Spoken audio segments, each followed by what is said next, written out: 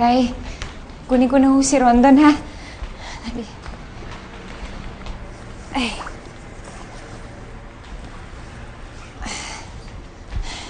Ate Tina, maraming salamat. Binantayan mo yung anak ko, ha?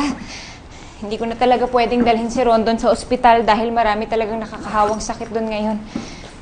Kahit nga ako pinilit nila akong magpa-HIV test dahil baka daw nahawa ako kay Jonas. Ano bang sinabi ko? Hindi mapagkakatiwalaan iyang siman mong asawa. O hindi ba tama ako? Nasa huli ang pagsisisi.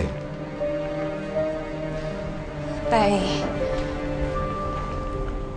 ni minsan hindi ko po pinagsisihan na minahal at pinakasalan ko si Jonas.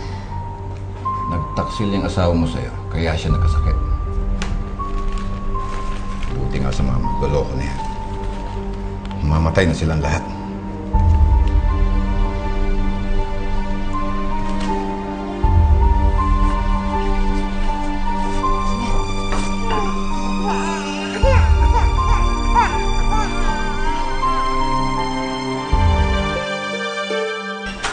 Okay sa test mo. Naniwala ako sa mga salita mo. Pinatawad ko lahat ng pambababae mo. Naghintay ako ng 1 at 2 taon. Naging tapat akong asawa sa'yo, Jonas. Pero anong isinukli mo sa akin? Mamamatay ka na lang! Hinawaan mo pa ako ng sakit mo! Hinawaan mo pa ako! Isasama mo pa ako sa hukay! Napakawalang hiya mo! Wala akong puso! Mamatay ka na! Mamatay ka na! Mamatay ka na!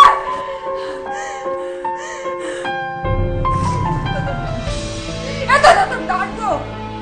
Pinalaban ako! Mabubuhay ako! Mabubuhay ako para sa anak natin! Hayop ka! Animal ka!